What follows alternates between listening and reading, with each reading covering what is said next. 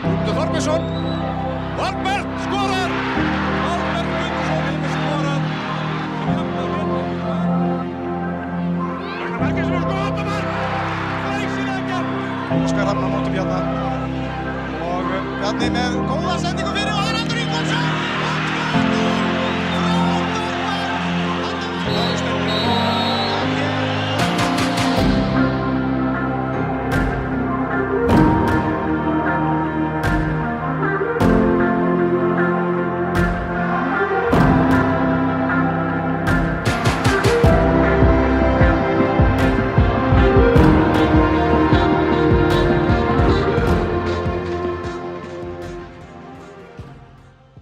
Welcome to a very special episode of the Best Pod Ever. We're joined here by Reece from the Estonian Football Podcast.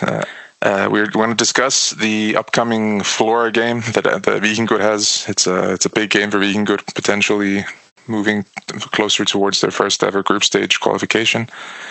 And welcome, Reece. No worries. Thanks for having me. I'm excited. Yeah, it's going to be an interesting game, especially because an Icelandic team has already faced an Estonian team. Stjarnan faced Paide, if I'm pronouncing that semi-correctly. Sort of what are your impressions of those both two ties there? And maybe if you could speak quickly, sort of the difference between the two teams, Paide and Flora. Like, is Flora much better, or are they sort of similar level, or what are your sort of impressions? Paide have actually beat Flora twice this season. So in the Estonian leagues, you play each other 4 times. They've played each other 3 times. Paide have won 2, Flora have won 1. Historically, Flora are the much better team. They're historically the best team in Estonia. Sure. But this season, they're going through a bit of turmoil. There's a bit of upstairs politics that causing... I don't really know the full stories, but there's some upstairs politics that's not going down well with management, potentially players. The coach from last season, Jürgen Henn, left before the start of the season. He was a pretty successful coach there. He's now the head coach of the national team. He won them 4 league titles. He got them Flora into the Conference League for the first time as well. So that Flora team then compared to the one now is completely different. It's almost as if there's a rebuild going on. You know, there's a few players have left, but a lot of the team remain. They've got a lot of younger players. They do use a lot of young players, which is good. They're one of the few Estonian teams that only uses Estonian players to help progress Estonian footballers.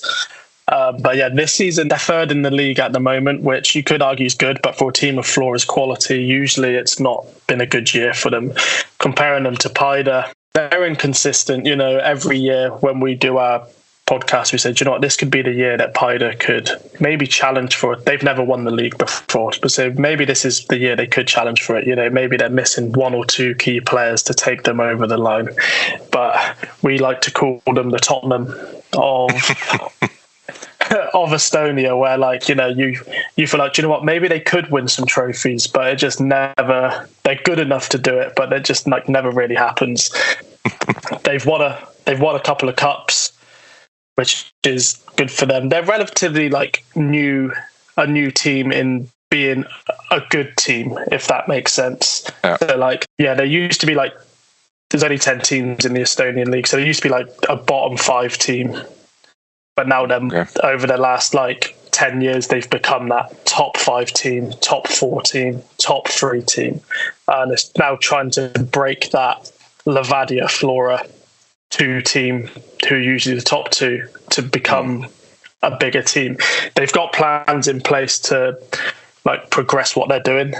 But whether that's going to be within the next year, 5 years, 10 years, who knows? That's super interesting. And could you speak any more to that sort of turmoil at the top with Flora? Or so basically, the president of Flora is Pele Polak.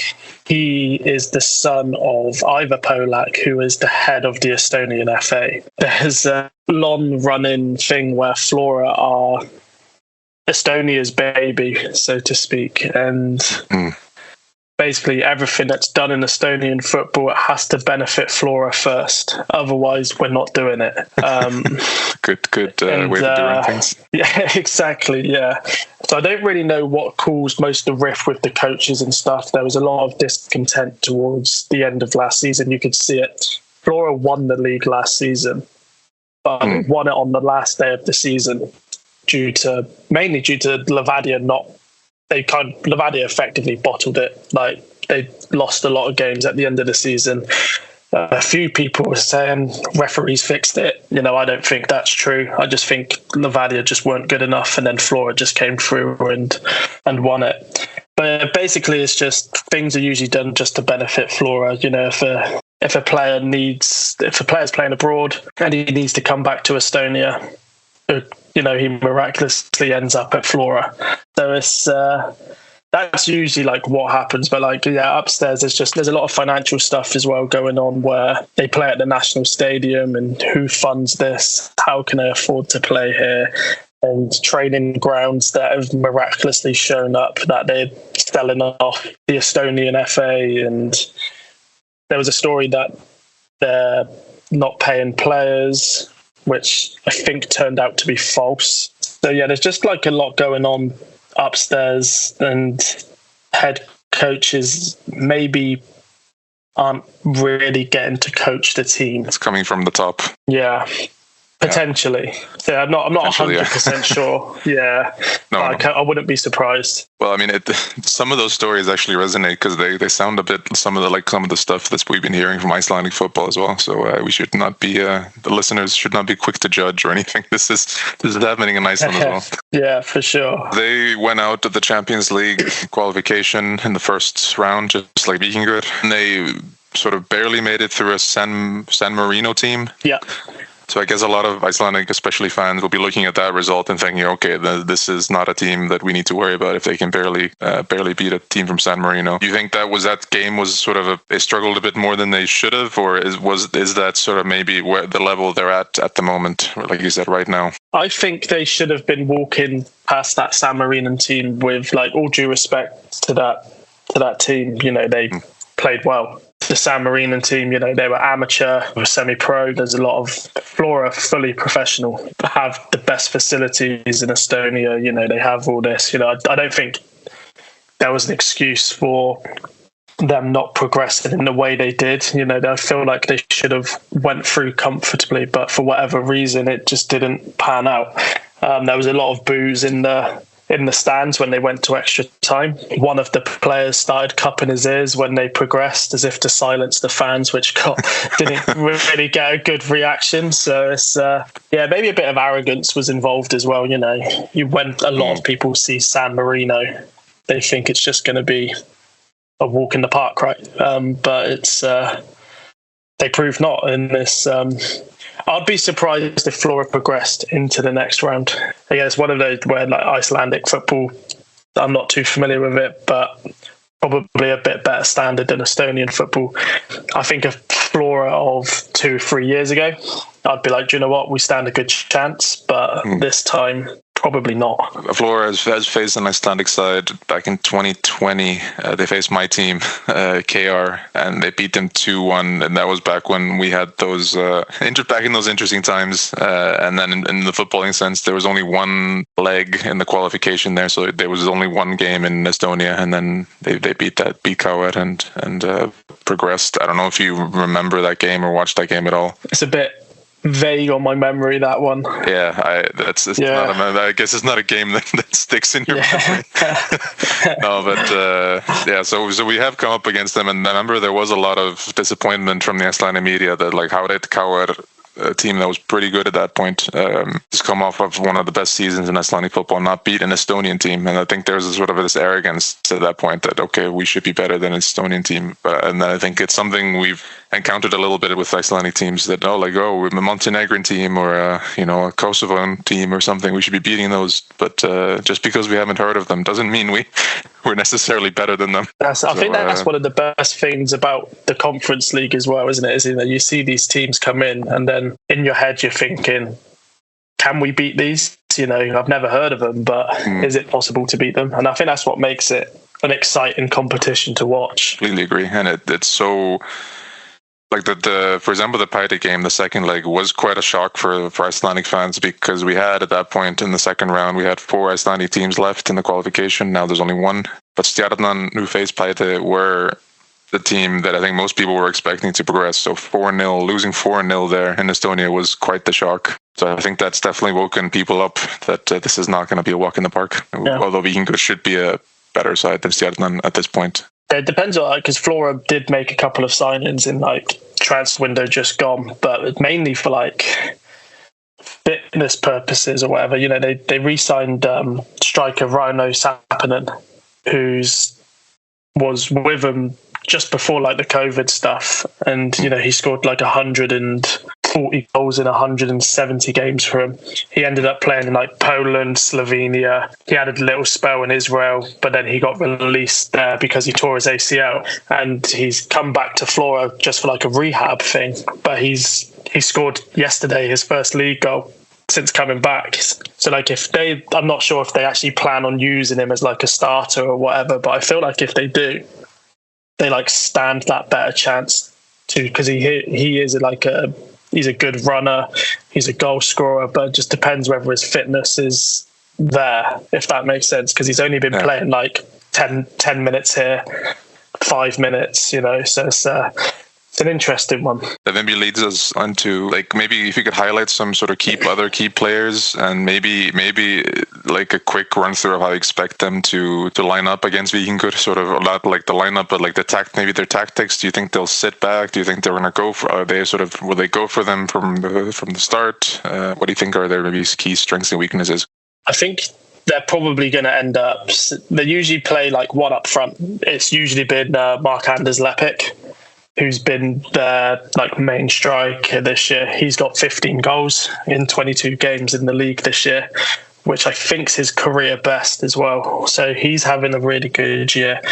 Other than that, they don't really have a goal scoring threat apart from Sappinen, who, whether or not he plays or not, a lot of their key players are now old, like really old. You know, you got Sergei Zenyov, he's now 35. Konstantin Vasilev, he's 39, might even be 40 by the time the game comes round. He's barely played all year. He had a bit of a scandal where he was out for lunch with the Russian national team coach last year. Caused a lot of heat back in Estonia. He refused to apologise for it or like read the room. He was just like, I'm just out for a meal with my friends. But then a lot of people were questioning him on his morals and his stance on basically say, like, if you support the war, just tell us you support the war. If you don't support it, tell us you don't support it. But he just wouldn't tell the media what his opinions were. So he's not been a popular player in Estonia for like the last 6 to 12 months.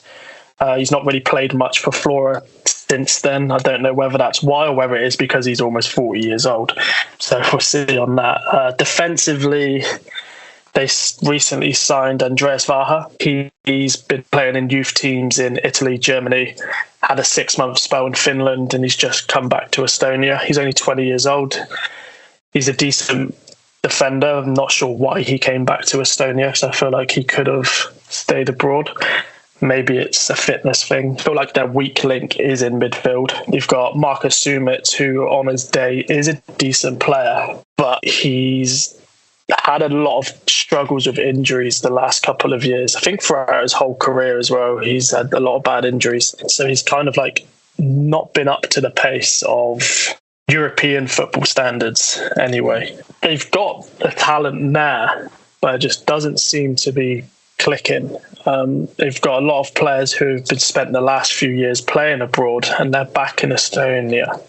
So I think, like, tactically, especially in the away game, I feel like they're going to sit back, maybe try push for like a 0-0, and then come back to Estonia, and hopefully there'll be like a half decent crowd to help them out. But what also worries me is that I feel like if they do go 1-0 down, I don't think they'll attack it. I still think they will just sit back.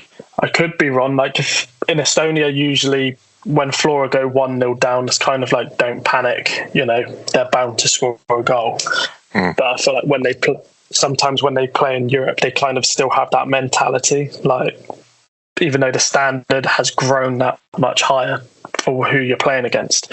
So yeah, I'm hoping they can get like a 0-0, or at least maybe, I could be wrong on how they're going to set up. It's usually like a 4-1, 2-3-1, something like that, like a diamond, so to speak, with like one up top, two wingers.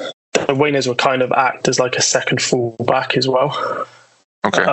In like defense. But yeah, I'm hoping they go for it. They've not really got anything to lose, because most people in Estonia are saying, game's done, try get some coefficient points and come back and go again next year. So I'm hoping they just go for it.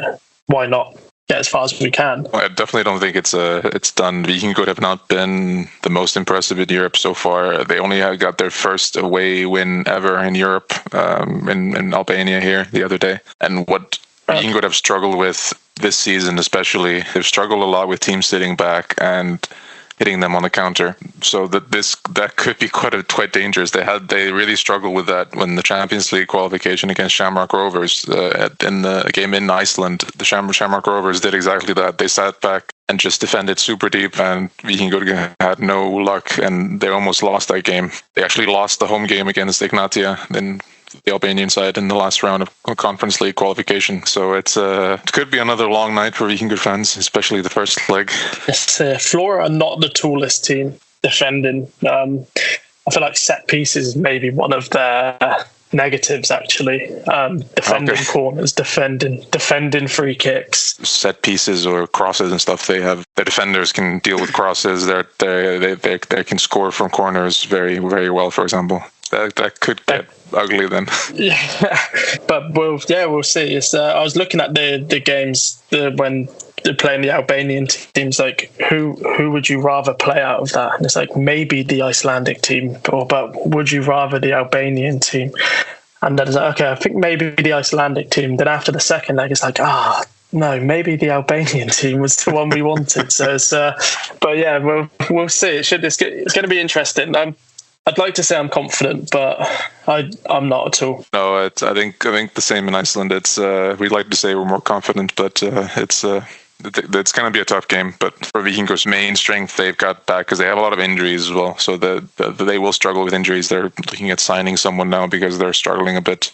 Their main striker is injured. Some of their midfield looks to be injured as well, but they've gotten a player back who's extremely good in midfield. So that could be something they could take advantage of. If you say that Flora's weaknesses are in midfield, and that's a man who takes control, and also he's very tall and great at set pieces. So Aron Elís Þrándarson, the big bald man in midfield. You should watch him. Yeah. But I think, so thank you so much for giving us so much of your time. It's been super interesting. I should do more of this next season with Europe, try to learn a bit more about our opponents. I think it's like you said, this is the best thing about Europe, is playing these teams you haven't heard of.